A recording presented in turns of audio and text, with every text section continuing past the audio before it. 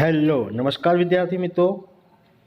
ધોરણ 6 ની અંદર આપણે દ્વિતીય સત્ય માટે વિકાસ મૂલ્યાંકન પરીક્ષાલક્ષી અસાઇનમેન્ટ આવી ગયું છે વિદ્યાર્થી મિત્રો। તો આપણે ધોરણ 6 ની અંદર વિદ્યાર્થી મિત્રો આપણે એસાઇનમેન્ટનું સોલ્યુશન કરવા જઈ રહ્યા છે વિદ્યાર્થી મિત્રો। તો સૌથી પહેલાં આપણે ધોરણ 6 વિષય વિજ્ઞાનની અંદર આપણે એસાઇનમેન્ટનું સોલ્યુશન કરવાના છે। તો વિદ્યાર્થી મિત્રો આ વિડીયો તમારા માટે ખૂબ જ અગત્ય છે। તો ચેનલને જો સબસ્ક્રાઈબ ના કરી હોય તો સબસ્ક્રાઈબ જરૂરથી કરજો, બરાબર છે વિદ્યાર્થી મિત્રો। અને આ વિડીયો તમારા મિત્રોને પણ શેર કરજો વિદ્યાર્થી મિત્રો। ધોરણ 6 ની અંદર આપણે દ્વિતીય એટલે કે તમે વાર્ષિક પરીક્ષા જે કહો છો એ દ્વિતીય પરીક્ષાના પ્રશ્નપત્ર સ્વરૂપ જે છે તમારી પાસે વિદ્યાર્થી મિત્રો જો કે કુલ 80 ગુણના પ્રશ્નપત્ર રહેશે। તમારી પાસે પ્રશ્ન 1માં અ અને બ આવશે। તો આ બધા પ્રશ્નોની આપણે ચર્ચા આજે કરવાના છે વિદ્યાર્થી મિત્રો। તો સૌથી પહેલાં આપણી પાસે છે અસાઇનમેન્ટ અભ્યાસક્રમ 6 થી 11 પ્રકરણ છે, જે નવો અભ્યાસક્રમ છે એની અંદર વાત કરીએ તો પ્રશ્નો 1 અ નીચેના દરેક પ્રશ્નોના ઉત્તર માટે આપેલા વિકલ્પોમાંથી સાચો વિકલ્પ પસંદ કરીને લખો। 12 પ્રશ્નો છે। પ્રકરણ 6 કોને રનનું વાહન કહેવામાં આવે છે? તો આપણી પાસે 4 ઓપ્શન આપ્યા છે, ઓપ્શન એ, બી, સી અને ડી। તો સાચું ઓપ્શન છે ઓપ્શન બી, ઊંટને રનનું વાહન કહેવામાં આવે છે। ક્વેશ્ચન નંબર 2 દરિયા કિનારે કઈ વનસ્પતિ જોવા મળે છે? તો જવાબ છે વિદ્યાર્થી મિત્રો દરિયા કિનારે નરિયાળી વનસ્પતિ જોવા મળે છે।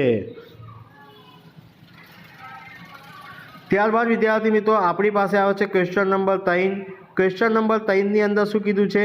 નીચેના પૈકી કયું દરિયાઈ પ્રાણી છે? તો આપણી પાસે 4 ઓપ્શન આપ્યા છે। સાચો ઓપ્શન છે સી, કરચલો એ દરિયાઈ પ્રાણી છે।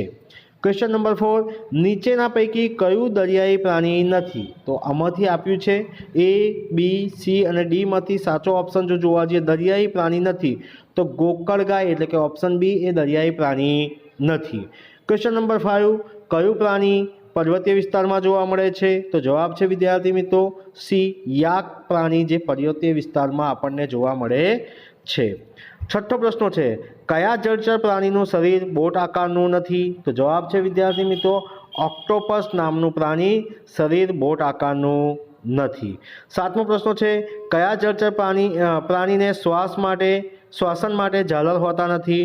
તો જવાબ છે વિદ્યાર્થી મિત્રો માછલી, ટેડપોલ, વહેલ આપેલી પૈકી એ કંઈ નહીં। તો જવાબ છે આપણી પાસે ટેડપોલમાં હોય છે, માછલીમાં હોય છે એટલે કે વહેલમાં ઝાલર હોતા નથી। ક્વેશ્ચન નંબર 8 નીચેના પૈકી કયું જળચર પ્રાણી છે? તો જવાબ છે ડોલ્ફિન એ જળચર પ્રાણી છે।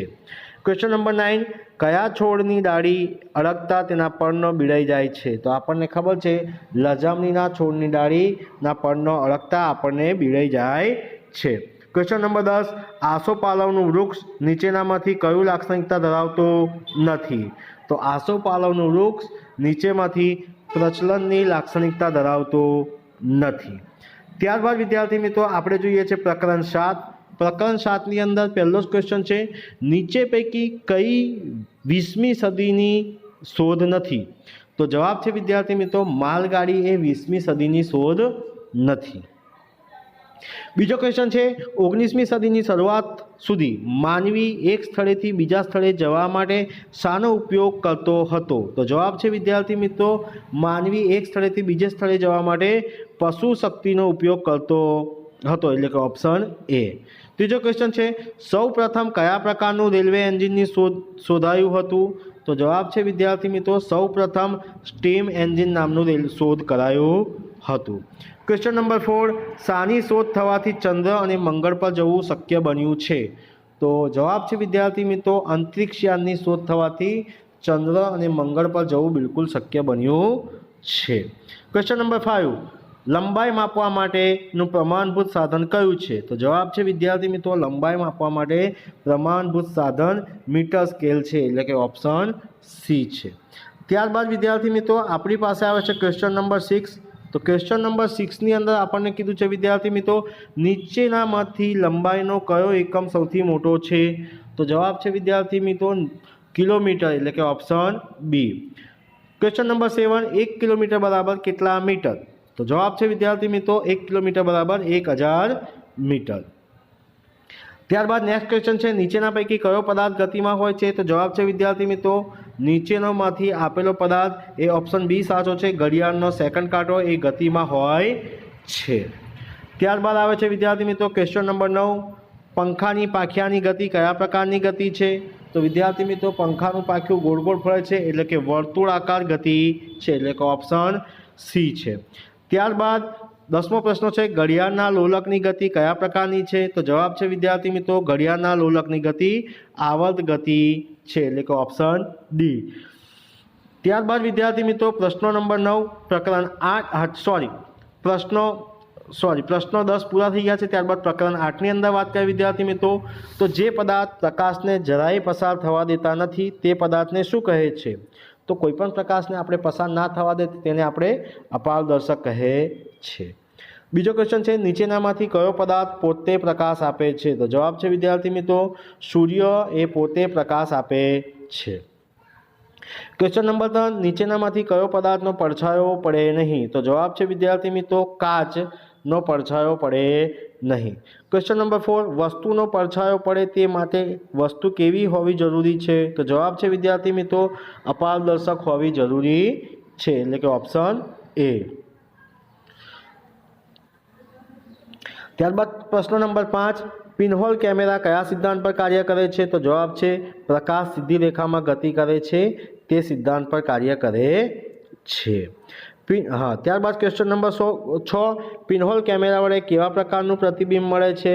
તો જવાબ છે વિદ્યાર્થી મિત્રો ઉલટું પ્રતિબિંબ મળે છે, એટલે કે ઓપ્શન ડી સાચું છે. ત્યારબાદ વિદ્યાર્થી મિત્રો આપણે જોઈશું નેક્સ્ટ ક્વેશ્ચન નંબર 7. તો ક્વેશ્ચન નંબર 7ની અંદર શું કીધું છે?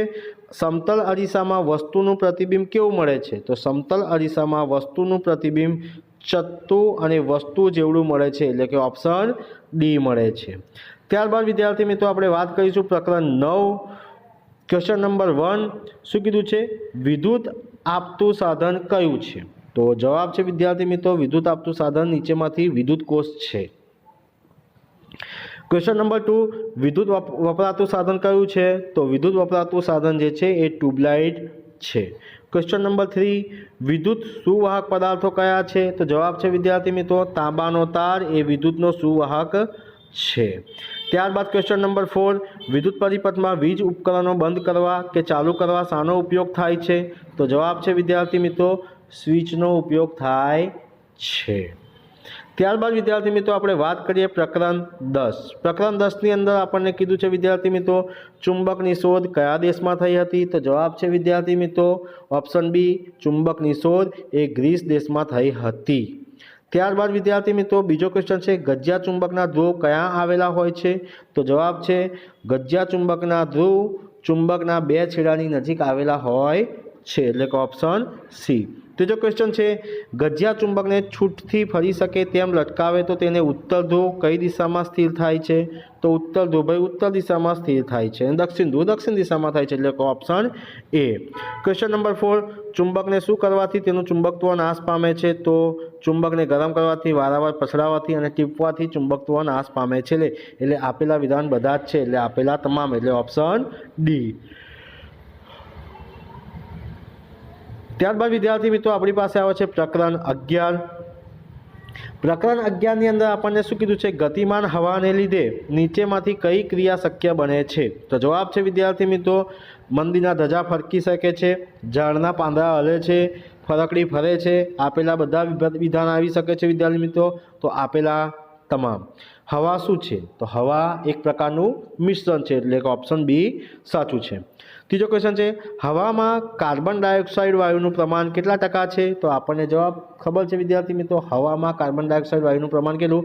0.04% છે, એટલો સાચો ઓપ્શન આપણી પાસે અહીંયા ડી છે.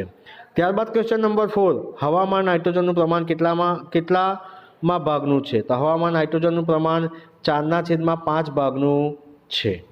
ક્વેશ્ચન નંબર 5, હવામાં રહેલા પાણીની બાષ્પના જથ્થાને શું કહે છે? તો હવામાં રહેલા પાણીની બાષ્પના જથ્થાને ભેજ કહે છે. ક્વેશ્ચન નંબર 6, વાતાવરણનો કયો વાયુ શ્વસન માટે જરૂરી છે? તો જવાબ છે વિદ્યાર્થી મિત્રો ઓક્સિજન એ વાતાવરણના કયા શ્વસન માટે જરૂરી છે? લીલી વનસ્પતિ હવાના કયા ઘટકોનો ઉપયોગ તેમના ખોરાક બનાવવા કરે છે?